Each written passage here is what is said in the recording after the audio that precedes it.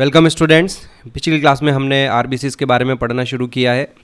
आगे बढ़ने से पहले एक ब्रीफ रिवीजन ले लेते हैं। हमने देखा है कि आरबीसी का जो शेप होता है वो बाई कॉनकेव होता है और सर्कुलर डिस्क शेप आरबीसीज होते हैं। और इस तरह के आरबीसीज होने का एडवांटेज ये है कि एक तो इनका सरफेस एरिया ज़्यादा होता है और न्यूक्लियस और दूसरे सेल ऑर्गेनेल्स भी नहीं होते हैं और उससे हम काफ़ी सारा हीमोग्लोबिन उसमें एकोमोडेट कर सकते हैं। देखिए, ये आरबीसीज का एक फ़ोटोग्राफ मैंने आपको बताया। एक्सेप्शन ध्यान रखना है, मैमल्स में सभी में बाइकॉनकेव आरबीसीज होते हैं पर कैमल और लामा में ओवल आरबीसीज होते हैं। ओके, फिर हमने आरबीसीज की कुछ इंपॉर्टेंट प्रॉपर्टीज़ के बारे में बात की। पहली जो इंपॉर्टेंट प्रॉपर्टीज़ है वो ये डिस्कस की कि जो आरबीसी की मेम्ब्रेन होती है वो डोनेंस मेम्ब्रेन की तरह बिहेव करती है। ये negatively charged ions like chloride और बाइकार्बोनेट के लिए परमिएबल होती है, लेकिन ये जो कैटायंस होते हैं पोटेशियम और सोडियम जैसे उनके लिए इम्परमिएबल होती है। दूसरी मैंने आपको बताया कि आरबीसी को अपना शेप मेंटेन करने के लिए साइटोस्केलेटन्स की रिक्वायरमेंट होती है। कई तरह के साइटोस्केलेटन प्रोटीन्स हैं आरबीसी की मेम्ब्रेन में अंदर की ओर, लेकिन जो दो मेन प्रोटीन्स हैं उनके नाम हम याद रखें। एक इसमें ग्लाइकोफोरिन नाम की प्रोटीन होती है और दूसरी स्पेक्ट्रिन। थर्ड प्रॉपर्टी जो हमने आरबीसीज के बारे में डिस्कस की वो ये कि इसमें सभी सेल ऑर्गेनेल्स एब्सेंट होते हैं, nucleus, mitochondria, Golgi, endoplasmic reticulum etcetera. लेकिन जो मेन हमारा एम्फेसिस यहाँ ये रहा कि माइटोकॉन्ड्रिया एब्सेंट होने की वजह से इनमें एटीपी कैसे बनते हैं। तो हमें याद रखना है कि माइटोकॉन्ड्रिया नहीं होते हैं तो भी इनमें एटीपी का प्रोडक्शन होता है, लेकिन ग्लाइकोलाइसिस से होता है जिसमें ऑक्सीजन की रिक्वायरमेंट नहीं है, माइटोकॉन्ड्रिया की रिक्वायरमेंट नहीं होती है। बेसिकली ये एक एनारोबिक रेस्पिरेशन का मैकेनिज्म है और इस तरह से इनमें कम बनते हैं लेकिन एटीपी बन जाते हैं ग्लाइकोलाइसिस से। ओके, अनदर प्रॉपर्टी जो हमने बात करी बड़ी इंपॉर्टेंट कि आरबीसी में एक एंजाइम पाया जाता है कार्बोनिक एनहाइड्रेज। ये हमारी बॉडी का फास्टेस्ट एंजाइम है।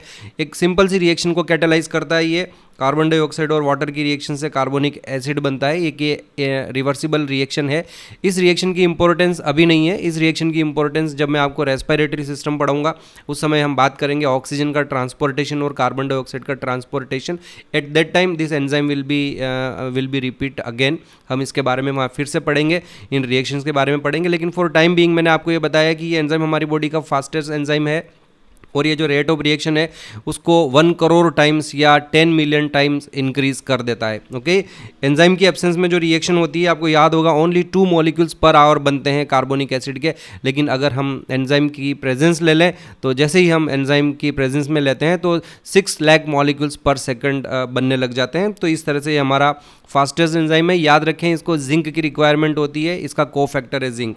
तो ये 4 प्रॉपर्टी पड़ी। इसके अलावा एक 5th प्रॉपर्टी मैंने आपको ये भी बताई कि आरबीसी की जो मेम्ब्रेन होती है उसकी सरफेस पर कई तरह के एंटीजन्स होते हैं। पर्टिकुलरली हमारे जो ब्लड ग्रुप एंटीजन्स होते हैं, ए एंटीजन, बी एंटीजन और एक ओ ब्लड ग्रुप के लिए एच एंटीजन होता है। इसके अलावा जो RH प्रोटीन्स होती है, RH फैक्टर होता है, ये सारे आरबीसी की प्लाज्मा मेम्ब्रेन में ही पाए जाते हैं, आरबीसी की सरफेस पर पाए जाते हैं। Then we talked about haemoglobin. RBC में खूब सारे हीमोग्लोबिन मॉलिक्यूल्स होते हैं। एक आरबीसी में अप्रोक्सीमेटली याद करें 26.5 करोड़ मॉलिक्यूल हीमोग्लोबिन के होते हैं और एक हीमोग्लोबिन मॉलिक्यूल का जो मॉलिक्यूलर वेट है वो 67,200 होता है। फिर हमने हीमोग्लोबिन के बारे में बात करी कि हीमोग्लोबिन का स्ट्रक्चर कैसा होता है, क्योंकि आरबीसी पढ़ते हैं तो आरबीसी के साथ हमें हीमोग्लोबिन पढ़ना ही पड़ता है। हीमोग्लोबिन का जो मॉलिक्यूल है बेसिकली एक प्रोटीन है जिसके 2 पार्ट हैं। एक इसमें ग्लोबिन नाम की प्रोटीन होती है जो 95% पार्ट बनाती है और एक इसमें हीम ग्रुप होता है जो 5% पार्ट बनाता है। मैंने दोनों के स्ट्रक्चर समझाया आपको। जो ग्लोबिन प्रोटीन होती है उसमें 4 पॉलीपेप्टाइड चेन है, 2 अल्फा चेन होती है, 2 बीटा चेन होती है। चारों चेन आपस में एक दूसरे के साथ डाइसल्फाइड बॉन्ड के साथ जुड़ी रहती है। अपार्ट फ्रॉम दैट इनके पास ये 4 इस तरह के हीम ग्रुप आपको मैंने बताए। हर हीम ग्रुप के वापस 2 पार्ट होते हैं। उसमें एक टेट्रापाइरोल रिंग होती है या पोरफायरिन रिंग भी कहते हैं और इनके सेंटर में एक आयरन एटम होता है जिसकी ऑक्सीडेशन स्टेट 2 होती है। तो ये बच्चों हीमोग्लोबिन का स्ट्रक्चर मैंने बताया और आपको बताया कि हमारी बॉडी में 3 तरह के हीमोग्लोबिन होते हैं। एडल्ट्स में 2 तरह का हीमोग्लोबिन होता है, HbA और HbA2। ओके, और जो इनमें डिफरेंस है डिफरेंट टाइप ऑफ हीमोग्लोबिन्स में, ये इनकी बीटा चेन जो सेकंड वाली चेन होती है उसमें डिफरेंसेस होते हैं। जो एडल्ट हीमोग्लोबिन है HbA उसमें 2 अल्फा चेन 2 बीटा चेन होती है। जो HbA2 होती है उसमें 2 अल्फा चेन होती है और 2 डेल्टा चेन होती है। और जो HbF है फीटल लाइफ में जो हमारा हीमोग्लोबिन होता है उसमें 2 अल्फा चेन और 2 गामा चेन होती है। इनमें कितने अमाइनो एसिड्स हैं वो भी मैंने आपको बताया। अल्फा चेन में 141 होते हैं और बाकी सभी में 146 अमाइनो एसिड्स होते हैं। और जो इंपॉर्टेंट क्वेश्चन यहाँ से बनता है कि आउट ऑफ दिस 3 हीमोग्लोबिन्स कौन सा हीमोग्लोबिन ऐसा है जो ऑक्सीजन के साथ सबसे मजबूती से जुड़ता है, यानी कि जिसकी ऑक्सीजन के साथ बाइंडिंग एफिनिटी मैक्सिमम है। तो याद रखें कि जो F होता है फीटल हीमोग्लोबिन, उसकी ऑक्सीजन के साथ बाइंडिंग एफिनिटी सबसे ज़्यादा होती है। आपको मैंने फंक्शन ऑफ हीमोग्लोबिन के बारे में बताया, हीमोग्लोबिन का क्या फंक्शन है, तो जवाब ये नहीं देना है कि ये ब्लड को रेड कलर प्रोवाइड करता है। Function of haemoglobin is that it is involve in the transportation of both, oxygen का भी ट्रांसपोर्टेशन करता है और ये कार्बन डाइऑक्साइड का भी ट्रांसपोर्टेशन करता है। हमारे ब्लड में जो हीमोग्लोबिन की वैल्यू है, एवरेज वैल्यू, वो 12 to 16 ग्राम पर 100 ml ऑफ ब्लड होती है। इसको हम रफली 15 ग्राम मान लेते हैं। और मैंने आपको बताया कि हमारा 1 ग्राम हीमोग्लोबिन 1.34 ml ऑक्सीजन का ट्रांसपोर्टेशन कर सकता है। तो इस तरह से हमारा जो 100 ml ब्लड जिसमें 15 ग्राम हीमोग्लोबिन होगा वो अप्रोक्सीमेटली 20 ml ऑक्सीजन का ट्रांसपोर्टेशन कर सकता है। तो ये क्वेश्चन कुछ बनते हैं इम्पोर्टेंट। अब बच्चों हम आगे बढ़ते हैं और आरबीसीज की कुछ और जो प्रॉपर्टीज़ हैं उनके बारे में डिस्कस करते हैं। तो let's begin with the formation of RBC. तो हम आज बात करेंगे बच्चों आरबीसी कैसे बनते हैं, फॉर्मेशन ऑफ आरबीसी, ये हमारा टाइटल रहेगा। रिमेंबर वन थिंग, आप एक याद रखें, मैंने आपको एक पहले टर्म बताई थी जिस टर्म को हमने नाम दिया था हीमोपोइसिस। तो हीमोपोइसिस किसे कहते हैं? Formation of all blood cells, formation of all blood cells, यानी कि ऑल ब्लड सेल्स में क्या क्या होते हैं? ऑल ब्लड सेल्स में आरबीसीज होते हैं, आरबीसीज के अलावा डब्ल्यूबीसीज होते हैं और डब्ल्यूबीसीज के अलावा प्लेटलेट्स होते हैं। तो अगर इन तीनों के फॉर्मेशन की बात करें, आरबीसी, डब्ल्यूबीसी और प्लेटलेट्स की, तो उसके लिए हमारे पास एक टर्म है हीमोपोइसिस। लेकिन आज मैं अब एक नई टर्म आपको बताने जा रहा हूँ और इस नई टर्म का नाम है बच्चों इरिथ्रोपोइसिस। Okay, erythropoiesis. अब ये क्या होता है बच्चों?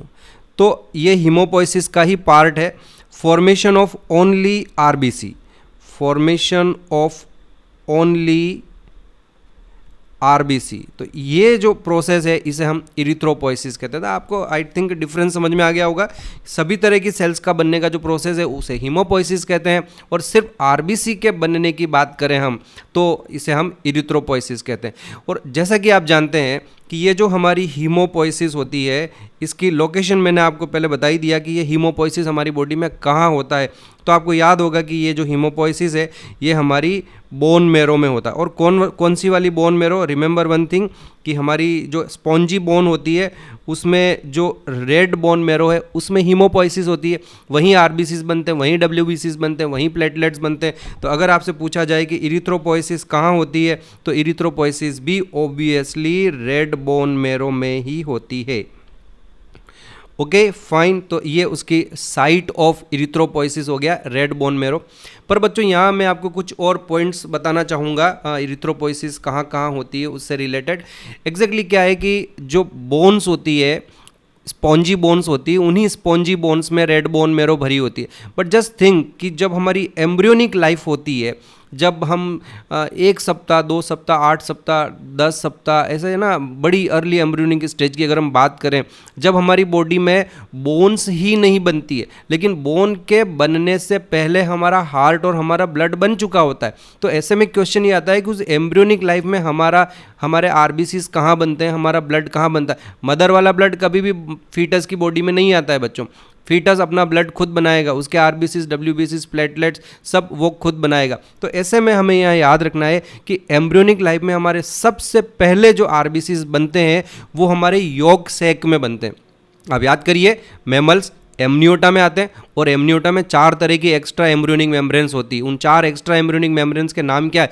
यॉर्क सैक, कोरियन, एमनियन और एलेंटोइस। तो 4 हमारी जो एक्स्ट्रा एम्ब्रियोनिक मेम्ब्रेन्स होती है उनमें से एक एक्स्ट्रा एम्ब्रियोनिक मेम्ब्रेन का नाम यॉर्क सैक होता है। और हमारी एम्ब्रियोनिक लाइफ में हमारा पहला आरबीसी जो है वो उसी यॉर्क सैक में बनता है। सबसे पहले जो इरिथ्रोपोइसिस की शुरुआत होती है 3rd वीक ऑफ लाइफ से शुरू हो जाता है ना। 2 सप्ताह तक तो का जो एम्ब्रियो होता है उसमें तो ब्लड नहीं है, लेकिन 3rd week of embryonic life से इरिथ्रोपोइसिस स्टार्ट हो जाता है, आरबीसीज बनने शुरू हो जाते हैं। और क्योंकि उस समय हमारी बॉडी में और कोई बोन्स वगैरह बनना पॉसिबल ही नहीं है, तो उस समय हमारा जो पहला आरबीसी बनेगा, यही क्वेश्चन बनता है कि हमारी लाइफ का हमारा पहला आरबीसी कहाँ बनता है? तो हमारी लाइफ का हमारा पहला आरबीसी हमारे यॉर्क सैक में बनता है। तो 3 वीक से लेकर 3 महीने तक का जो एम्ब्रियो होगा, आई रिपीट 3 वीक से लेकर 3 मंथ्स तक का जो एम्ब्रियो होगा उसमें आरबीसी का फॉर्मेशन यॉर्क सैक में होगा। और उसके बाद इंटरेस्टिंगली बच्चों, हमारा जो लीवर है और जो हमारी स्प्लीन है उसमें आरबीसी का फॉर्मेशन शुरू हो जाता है, क्योंकि 3 महीने के बाद उस एम्ब्रियो में लीवर भी बन जाएगा, स्प्लीन भी बन जाएगा, तो जो इरिथ्रोपोइसिस की साइट है वो चेंज हो जाएगी। अब यॉर्क सैक में नहीं बनेगा बल्कि लीवर और स्प्लीन में बनेगा। और 5 मंथ का जो एम्ब्रियो होगा तब तक लीवर और स्प्लीन में आरबीसी बनते रहेंगे। और उसके बाद 6 मंथ का जो एम्ब्रियो होगा वहाँ से लेकर फिर हमारी लेटर ऑन जो पूरी लाइफ होगी उसमें रेड बोन मेरो में इरिथ्रोपोइसिस होगा। So let me write this important points for you. So I have written here that the sites of erythropoiesis, कहाँ कहाँ इरिथ्रोपोइसिस होती है, यू मस्ट रिमेंबर।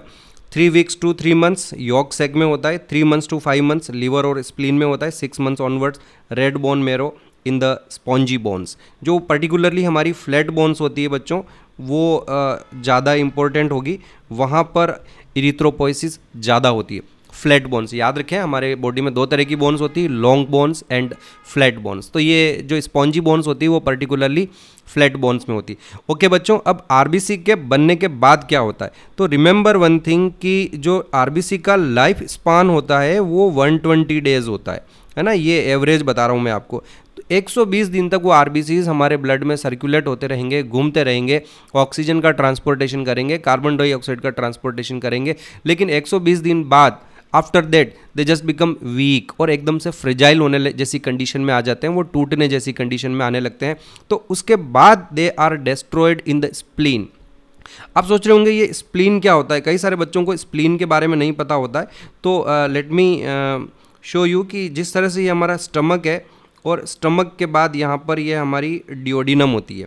ओके, और इस डिओडिनम के ठीक पास में आपको पता होगा स्टमक के नीचे और डिओडिनम के ये जो बीच वाला हिस्सा होता है इसमें यहाँ हमारा पेंक्रियाज होता है। इस तरफ यहाँ एक ये पेंक्रियाज है, इस तरह का स्ट्रक्चर है, दिस इज़ व्हाट पेंक्रियाज। और इस पेंक्रियाज के यहाँ इस तरफ उससे अटैच्ड हमारे पास एक छोटा सा ऑर्गन होता है जिसे हम स्प्लीन कहते हैं। तो बड़ा ही इंपॉर्टेंट ऑर्गन है स्प्लीन। बेसिकली ये एक लिम्फोइड ऑर्गन है। अब आपको लिम्फोइड ऑर्गन समझ में आ गया होगा कि जो बी लिम्फोसाइट्स और टी लिम्फोसाइट्स होते हैं वो मैच्योरेशन के बाद बोन मेरो में और थाइमस में जब वो बन जाते हैं तो वो आपको याद होगा कि वो डिफरेंट लिम्फ नोड्स में जाके सेटल हो जाते हैं। आप मान के चलिए स्प्लीन को हम लिम्फ नोड तो नहीं बोलेंगे, लेकिन ये एक लिम्फोइड ऑर्गन है और इसका स्ट्रक्चर काफ़ी कुछ लिम्फ नोड से मिलता जुलता ही है। ओके, तो ये स्प्लीन एक बड़ा इंपॉर्टेंट ऑर्गन है, याद रखें। और क्या होगा after 120 days of life span, उसके बाद जब ये आरबीसीज वीक हो जाते हैं तो ये लिम्फ स्प्लीन में जाके डिस्ट्रॉय हो जाएंगे। और इसलिए बच्चों स्प्लीन को हम ग्रेवयार्ड ऑफ आरबीसी भी कहते हैं, है ना। ग्रेवयार्ड आप समझते हैं, मरने के बाद जहाँ जो बरियल करते हैं, तो इसी तरह से आरबीसी कहाँ जाके डिस्ट्रॉय होते हैं, स्प्लीन में डिस्ट्रॉय होते हैं। And therefore we call the spleen as a graveyard of RBC. So let me write it here. बच्चों जो हमारी स्प्लीन होती है उससे कई इंपॉर्टेंट क्वेश्चन पूछे जाते हैं। पहला क्वेश्चन तो ये आपके सामने ही मैंने यहाँ रख दिया है कि हमारी बॉडी में ग्रेवयार्ड ऑफ आरबीसी किसे कहते हैं, तो हम बिल्कुल आसानी से जवाब दे सकते हैं स्प्लीन। लेकिन ये स्प्लीन एक बड़ा ही इंपॉर्टेंट ऑर्गन है बच्चों। जैसा कि मैंने आपको बताया ये लिम्फोइड ऑर्गन है। यहाँ पर ये जो एंटीजन्स होते हैं उनके साथ लिम्फोसाइट्स का इंटरेक्शन होता है, वो इसका फंक्शन ऑब्वियसली है। तो there are certain important function of spleen जो मैं आपको यहाँ बताना चाहूँगा, जो मैं यहाँ आपके साथ शेयर करना चाहूँगा। एक अभी आपको ये समझ में आ गया कि it is A graveyard of RBC. दूसरा हमें ये याद रखना है कि it is a haemopoietic organ during embryonic life, क्योंकि अभी रिसेंटली मैंने आपको बताया है कि एम्ब्रियोनिक लाइफ में लीवर और स्प्लीन में हमारा ब्लड बनता है, हमारे आरबीसीज बनते हैं। और जिस जगह पर हमारे ब्लड बनते हैं, आरबीसीज बनते हैं, हम कह सकते हैं कि it is a haemopoietic organ. तो spleen is a haemopoietic organ during our embryonic life. और तीसरा एक इंपॉर्टेंट फंक्शन आप स्प्लीन में ये याद रखें कि देखिए जो टिश्यूज़ में बैक्टीरिया एंटीजन कोई भी होते हैं वो लिम्फ नोड में जाके ट्रैप होते हैं, लेकिन जो बैक्टीरिया वायरस आपके ब्लड में प्रेजेंट होते हैं वो स्प्लीन में जाके ट्रैप होते हैं। So it is a filter for the blood borne microorganisms. ऐसे कोई भी बैक्टीरिया वायरस एंटीजन जो ब्लड में होते हैं they will get trapped in the spleen. Remember spleen is also a lymphoid organ.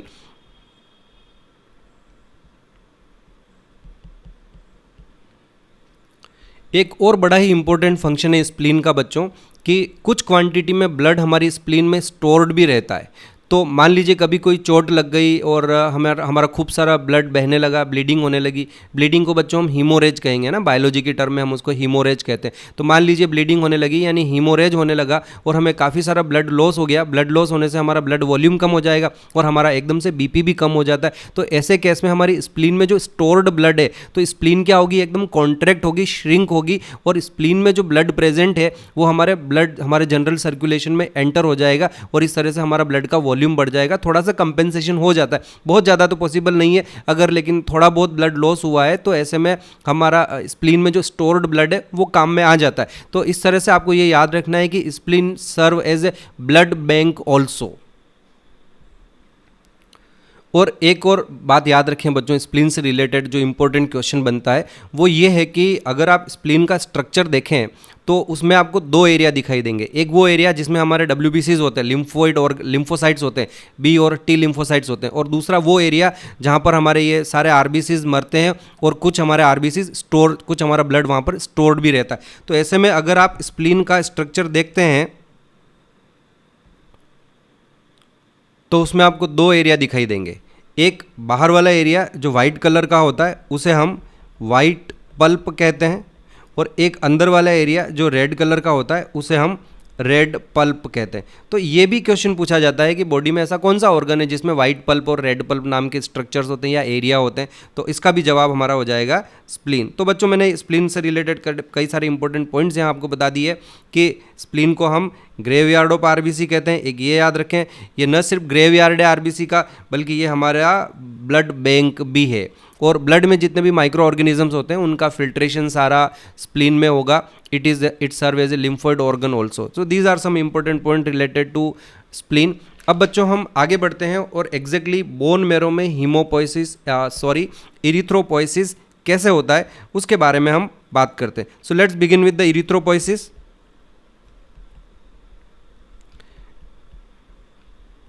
अब आपको याद होगा बच्चों कि हमारी जो बोन मैरो होती है, रेड बोन मैरो होती है, उसमें एक स्पेशल टाइप की सेल्स होती है जिन्हें हम प्लूरीपोटेंट स्टेम सेल्स कहते हैं। याद करिए आप, मैंने आपको पहले समझाया है, प्लूरीपोटेंट स्टेम सेल्स होती है जो सभी तरह के RBCs, WBCs, ये जो प्लेटलेट्स हैं वो सभी इन्हीं प्लूरीपोटेंट स्टेम सेल से बनती है। बच्चों ये प्लूरीपोटेंट सेल्स, स्टेम सेल जो है, जब डिवाइड होती है तो इनके डिवाइड होने से एक स्पेशल टाइप की सेल्स बनती है जिसे हम माइलोइड प्रोजेनाइटर कहते हैं। याद करिए आप, ये मैंने आपको पहले समझाया कि जो प्लूरीपोटेंट स्टेम सेल्स होती है उनसे दो तरह की सेल्स बनती है, एक माइलोइड प्रोजेनाइटर होती है और एक लिम्फोइड प्रोजेनाइटर है। अगर आपको याद नहीं आ रहा है तो मैं आपको एक डायग्राम बता देता हूँ।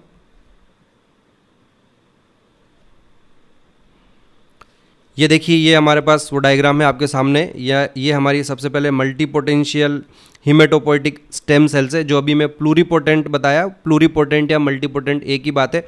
ये सेल डिवाइड होती है तो दो तरह की सेल्स बनती है, एक तरफ माइलोइड प्रोजेनाइटर बनती है और दूसरी तरफ लिम्फोइड प्रोजेनाइटर बनती है। और इन्हीं माइलोइड प्रोजेनाइटर से मेगा कैरियोसाइट्स बनते हैं जिनसे आगे जाके थ्रोम्बोसाइट्स बनेंगे, और इन्हीं माइलोइड प्रोजेनाइटर से हमारे इरिथ्रोसाइट्स भी बनते हैं, इनसे मास्ट सेल्स भी बनती है, और इनसे ये माइलोब्लास्ट सेल्स भी बनती है जिनसे आगे जाके बेसोफिल, न्यूट्रोफिल, इओसिनोफिल और इवन मोनोसाइट्स भी इन्हीं से बनते हैं। तो अभी हमारा जो कंसर्न है बच्चों वो मेनली यही रहेगा कि ये कॉमन माइलोइड प्रोजेनाइटर से इरिथ्रोसाइट्स कैसे बनते हैं। यहाँ तो एक ही स्टेप में बता रखा है, लेकिन हम इसको डिटेल में बात करेंगे, इसके बारे में और पढ़ेंगे। ये डायग्राम का हमारा काम हो गया तो मैं इस डायग्राम को यहाँ से हटा देता हूँ।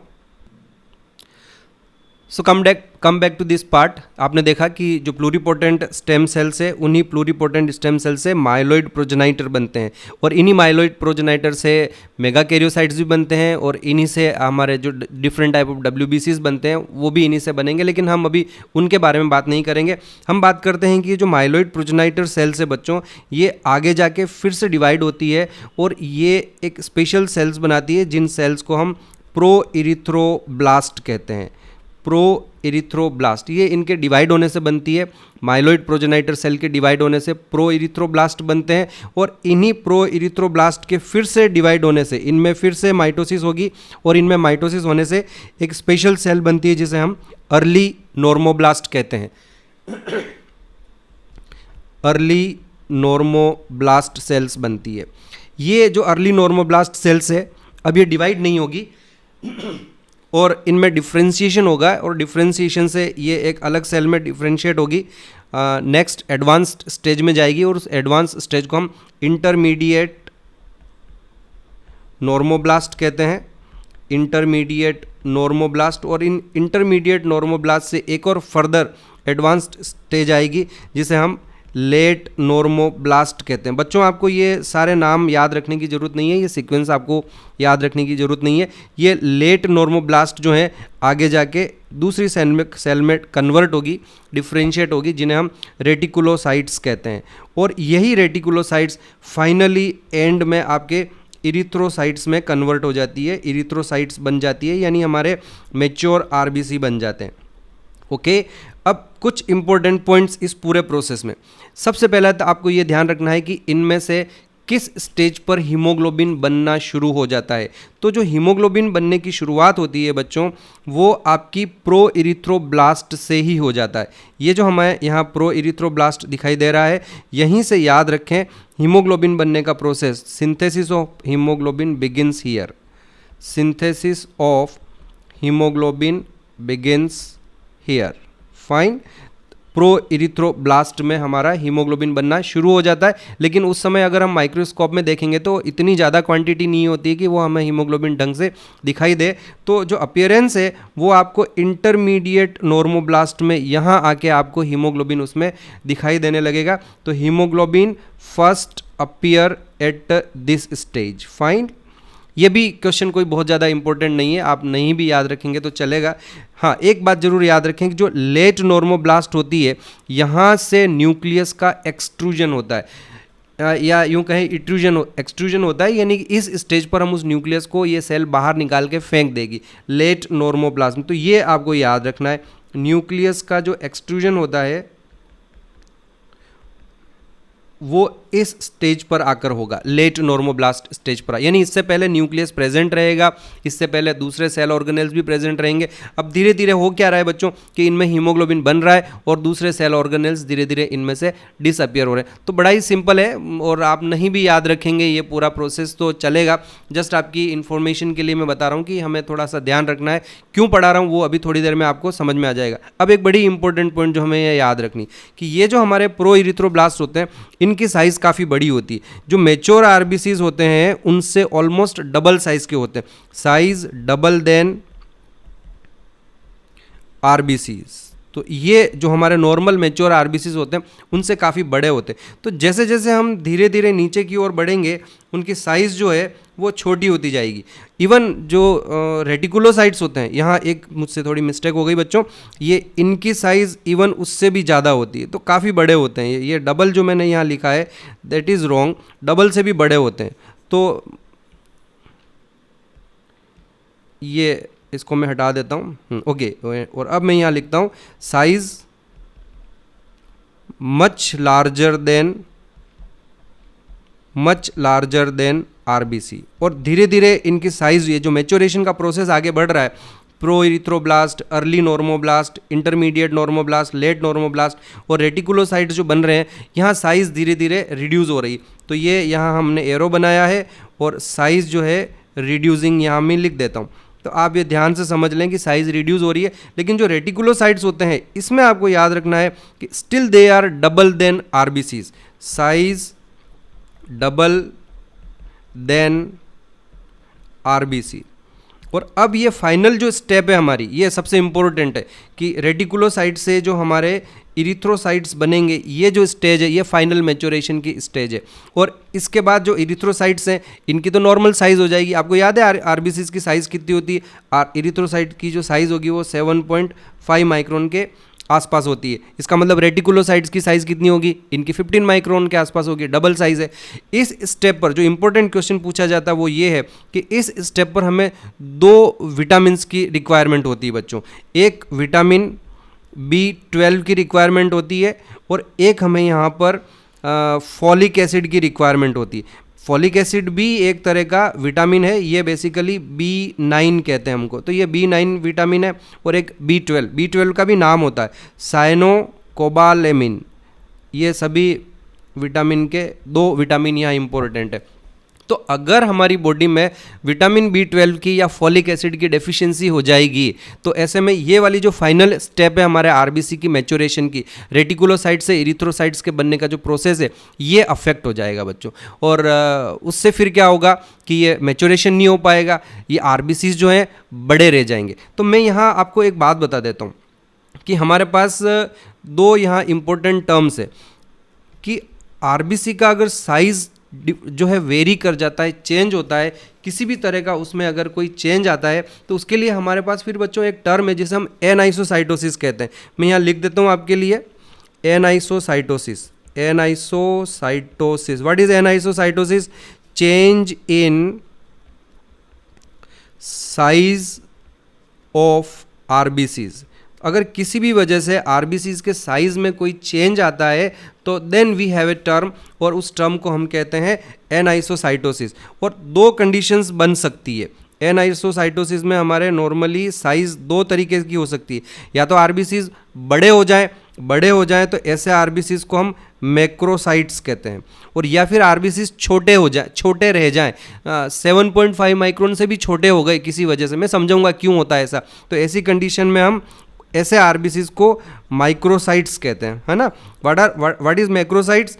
लार्जर आरबीसीज, लार्ज साइज के आरबीसीज, उनको हम मैक्रोसाइट्स कहेंगे। और स्मॉलर आरबीसीज 7.5 माइक्रोन से भी अगर छोटे होंगे तो ऐसे आरबीसीज को हम माइक्रोसाइट्स कहेंगे। तो अब यहाँ वापस इस स्टेप पर आ रहा हूँ। आपको ये अगर सारे नाम याद नहीं रहे तो कोई बात नहीं, it is not that much important. आप तो इस प्रोसेस को समझ लें और इस इंपॉर्टेंट बात को याद रखें कि आरबीसीज के मैच्योरेशन की जो फाइनल स्टेप होती है, जो रेटिकुलोसाइट्स हैं उनसे जो इरिथ्रोसाइट्स बनते हैं, वहाँ पर हमें 2 विटामिन्स की रिक्वायरमेंट होती है, विटामिन B12 और फॉलिक एसिड की रिक्वायरमेंट रहेगी। और याद रखें, अगर विटामिन B12 की डेफिशिएंसी हो जाएगी या फॉलिक एसिड की डेफिशिएंसी हो जाएगी तो हमारी ये जो फाइनल स्टेप है ये अफेक्ट होगी, और जो हमारे इरिथ्रोसाइट्स बनेंगे उनकी साइज़ नॉर्मल से बड़ी रह जाएगी। यानी फिर हमारे कौन से वाले आरबीसीज बन जाएंगे? ऐसे केस में मैक्रोसाइट्स बनेंगे। तो कोई आपसे पूछे कि मैक्रोसाइट्स कब बनते हैं, तो मैक्रोसाइट्स तब बनते हैं जब विटामिन B12 और फॉलिक एसिड की डेफिशिएंसी होती है। तो late me write this here.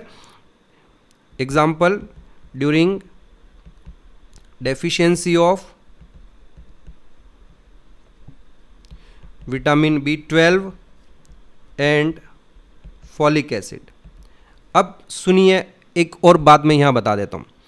ये प्रो इरिथ्रोब्लास्ट है, ध्यान से समझेंगे, सिंपल सी बात है। ये हमारे पास प्रो इरिथ्रोब्लास्ट है यहाँ पर। उसके बाद यहाँ पर ये अर्ली नॉर्मोब्लास्ट है, ये इंटरमीडिएट है, ये लेट नॉर्मोब्लास्ट है, वट एवर इट इज़। आप ध्यान से देखें कि इस प्रोसेस में यहाँ मैंने लिखा है, इस तरफ लिखा है, देखो, सिंथेसिस ऑफ हीमोग्लोबिन बिगिंस, और धीरे धीरे इनमें हीमोग्लोबिन का डिपोजिशन हो रहा है। जैसे जैसे हम नीचे की ओर बढ़ेंगे इन सेल्स में हीमोग्लोबिन का डिपोजिशन हो रहा है, और बाकी के जो सेल ऑर्गेनेल्स हैं वो उसमें से डिसअपियर हो जाएंगे, डीजनरेट हो जाएंगे। ना पॉइंट इज़ दैट कि अगर किसी पर्सन को आयरन की डेफिशिएंसी है, अब आप जानते हैं कि हीमोग्लोबिन का इंपॉर्टेंट पार्ट है हमारा आयरन, तो अगर किसी पर्सन को, ध्यान से सीखेंगे और समझेंगे, अगर किसी पर्सन को आयरन की डेफिशिएंसी होगी तो इस पूरे प्रोसेस में ये जो प्रो इरिथ्रोब्लास्ट से हम धीरे धीरे नीचे की ओर बढ़ रहे हैं, उन आरबीसीज में सफिशिएंट क्वांटिटी में हीमोग्लोबिन का डिपोजिशन नहीं हो पाएगा। और अगर सफिशिएंट क्वांटिटी में हीमोग्लोबिन का डिपोजिशन नहीं हो पाएगा तो जो हमारे आरबीसीज होंगे वो खाली रह जाएंगे, मतलब उसमें खूब सारा स्पेस रहेगा। और ये जो फाइनल स्टेप आएगी हमारी रेटिकुलोसाइट से इरिथ्रोसाइट्स में, ये जो कन्वर्जन वाली स्टेप आएगी, उस समय जब आरबीसीज का श्रिंकेज होता है उनका जो साइज रिड्यूस होगा, क्योंकि उनमें हीमोग्लोबिन नहीं है, हीमोग्लोबिन की क्वांटिटी कम है, क्योंकि उनमें आयरन प्रेजेंट नहीं है। तो ऐसे में ये जो रेटिकुलोसाइट से इरिथ्रोसाइट्स बनेंगे तो वो इरिथ्रोसाइट्स की जो साइज होगी वो नॉर्मल से भी छोटे रह जाएंगे, क्योंकि जब हीमोग्लोबिन है ही नहीं, अगर हीमोग्लोबिन भरा रहेगा, उनमें फुल्ली पैक्ड है हीमोग्लोबिन, तो वो फिर 7.5 माइक्रोन से ज़्यादा छोटे नहीं हो पाएंगे। पर अगर उनमें हीमोग्लोबिन नहीं है, हीमोग्लोबिन की कमी है, तो ऐसे में फिर वो आरबीसीज 7.5 माइक्रोन से भी छोटे रह जाएंगे, ज़्यादा श्रिंक हो जाएंगे, क्योंकि है ही नहीं, उनमें खाली पड़े हैं, उसके अंदर हीमोग्लोबिन नहीं है। तो ऐसे केस में हमारे पास फिर जो आरबीसीज बनेंगे हम उन्हें माइक्रोसाइट्स कहते हैं, स्मॉलर आरबीसी। तो द क्वेश्चन कि ये कब होता है, माइक्रोसाइट्स कब बनेंगे, तो आप कह देंगे during the case of iron deficiency. Iron deficiency में माइक्रोसाइट्स बन जाते हैं। Is that clear? तो यहाँ मैंने आपको एक इंपॉर्टेंट टर्म बताई, एक तो टर्म ये है व्हाट इज एनआइसोसाइटोसिस, तो any kind of change in size of RBC, छोटे रह जाएं या बड़े हो जाएं तो हम उनके लिए एक टर्म यूज करते हैं एनआइसोसाइटोसिस। और दो तरह का एनआइसोसाइटोसिस होता है, या तो माइक्रोसाइट्स होते हैं या तो मैक्रोसाइट्स होते हैं या फिर माइक्रोसाइट्स होते हैं। इज दैट क्लियर बच्चों? एक और पॉइंट इंपॉर्टेंट, बड़ा ही इंपॉर्टेंट, ध्यान रखना है आपको। ये जो पूरा प्रोसेस आपको यहाँ दिखाई दे रहा है, यहाँ शुरुआत से लेकर मैंने नीचे तक ये जो सिखाया है आपको, दिस एंटायर प्रोसेस जिसको हमने टाइटल दिया है बच्चों इरिथ्रोपोइसिस कहते हैं हम। इस पूरे इरिथ्रोपोइसिस के लिए हमें कुछ फैक्टर्स की रिक्वायरमेंट होती है जो इरिथ्रोपोइसिस को सपोर्ट करती है।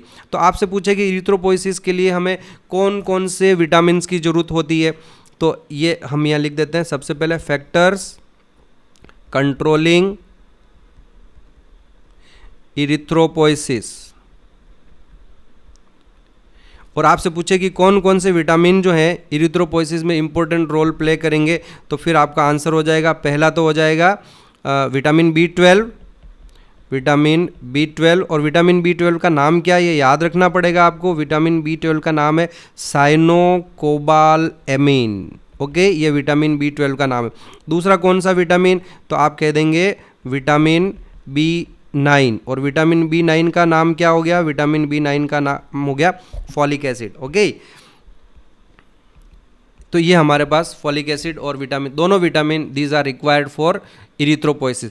इसके अलावा बच्चों हमें कुछ हॉर्मोन्स की भी रिक्वायरमेंट होती है जो इरिथ्रोपोइसिस को सपोर्ट करती है। तो विटामिन के अलावा देयर आर सर्टेन हॉर्मोन्स, और उसमें से सबसे पहला और इम्पोर्टेंट जो हार्मोन है वो है इरिथ्रोपोइटिन।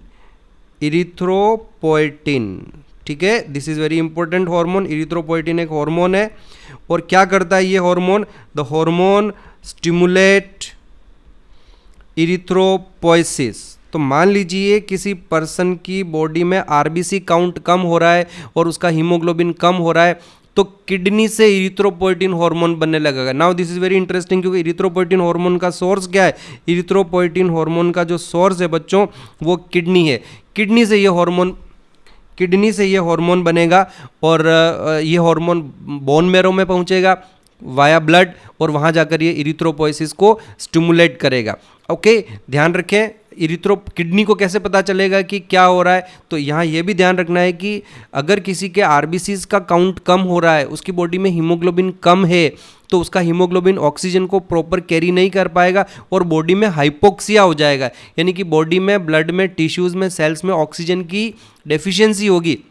तो ये भी एक क्वेश्चन बनता है कि what is the stimulus for the secretion of erythropoietin? तो hypoxia is the stimulation for, hypoxia मतलब decrease oxygen, hypoxia is the stimulus for the secretion of erythropoietin. मान लीजिए कोई पर्सन है जो रातों रात फ्लाइट से या ऐसी किसी फ्लाइट से वो दिल्ली से सीधा लेह या लद्दाख में लैंड करता है, तो अब क्या होगा बच्चों? दिल्ली तो काफ़ी सी लेवल के पास में है, वहाँ तो एटमॉस्फेयर में बहुत सारी ऑक्सीजन है, लेकिन जैसे ही वो लेह लद्दाख जैसे किसी हिली एरिया में पहुँचेगा तो वहाँ ऑक्सीजन की डेफिशिएंसी होगी और उसकी बॉडी के अंदर हाइपोक्सिया क्रिएट हो जाएगा। और जैसे ये हाइपोक्सिया क्रिएट होगा, किडनी से इरिथ्रोपोइटिन का सिक्रीशन स्टार्ट होगा, और ये इरिथ्रोपोइटिन बोन मैरो में पहुँचेगा और बोन मैरो में इरिथ्रोपोइसिस को स्टिमुलेट करेगा। आरबीसी का प्रोडक्शन जो है एकदम तेज़ी से होने लगेगा, और 2 और 3 दिन में उसके पर्सन के ब्लड में आरबीसीज और हीमोग्लोबिन की क्वांटिटी इंक्रीज हो जाएगी। सो this is very important hormone,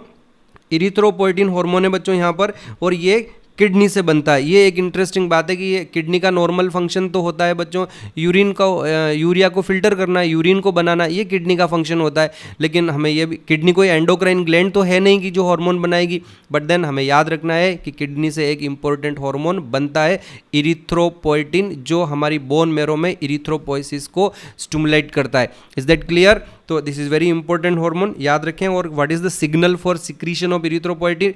the signal for secretion of erythropoietin is hypoxia. अगर हाइपोक्सिया होगा तो ऐसे में इरिथ्रोपोइटिन का सिक्रीशन होने लगेगा। अच्छा, जरूरी नहीं है कि आप हिली एरियाज पर ही जाएं। कोई पर्सन जो है उसको वैसे भी अगर एनीमिया हो रहा है, उसका आरबीसी काउंट कम हो रहा है और हीमोग्लोबिन काउंट कम हो रहा है, और डॉक्टर उसको पहले तो बोलेंगे कि आप विटामिन B12 की टेबलेट खाओ, फॉलिक एसिड की टेबलेट खाओ, आयरन की टेबलेट खाओ, इन सब को खाने से जो है इरिथ्रोपोइसिस होने लगेगा और उसका ब्लड बढ़ना चाहिए, उसका आरबीसी काउंट बढ़ना चाहिए। लेकिन अगर फिर भी नहीं बढ़ता है तो फिर डॉक्टर ऐसे में पॉसिबली उनको इरिथ्रोपोइटिन हार्मोन के 1 या 2 इंजेक्शंस दे देते हैं। तो इरिथ्रोपोइटिन हार्मोन के इंजेक्शन देने से इरिथ्रोपोइसिस स्टिमुलेट हो जाता है और ये सब काउंट नॉर्मल हो जाता है।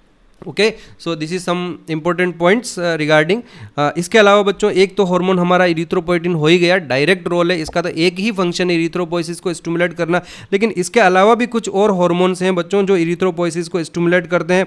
उनमें से एक इंपॉर्टेंट हार्मोन है हमारा थायरोक्सिन, ये भी इरिथ्रोपोइसिस को स्टिमुलेट करता है। थायरोक्सिन के अलावा कॉर्टिसोल, ये हमारे एड्रिनल ग्लैंड से बनता है। आपको पता होगा एड्रिनल ग्लैंड से एड्रिनलिन और नॉर एड्रिनलिन बनते हैं, लेकिन उसके अलावा भी उससे कई सारे हार्मोन बनते हैं और उनमें से एक हार्मोन है कॉर्टिसोल। और इसके अलावा बॉयज़ में टेस्टोस्टेरोन हार्मोन जो है ये भी इरिथ्रोपोइसिस को स्टिमुलेट करता है, टेस्टोस्टेरोन। तो ये these are 3 hormones apart from erythropoietin. अब ऐसा है बच्चों, यहाँ थायरोक्सिन का जो मेन फंक्शन है वो बीएमआर को कंट्रोल करना है, कॉर्टिसोल का जो मेन फंक्शन है वो ब्लड ग्लूकोज लेवल को कंट्रोल करता है, टेस्टोस्टेरोन बेसिकली सेक्स हार्मोन है, इसका जो सेक्सुअल कैरेक्टर्स हैं उनको कंट्रोल करने में रोल है। But at the same time these 3 hormones also stimulate erythropoiesis. Okay, तो मेन हार्मोन तो नो डाउट इरिथ्रोपोइटिन, इरिथ्रोपोइटिन का तो मेन फंक्शन ही इरिथ्रोपोइसिस को स्टिमुलेट करना है। ये जो बाकी के 3 हार्मोन्स हैं इनके मेन फंक्शन कुछ और हैं, but at the same time parallel इनके ये भी फंक्शन है that they also stimulate erythropoiesis.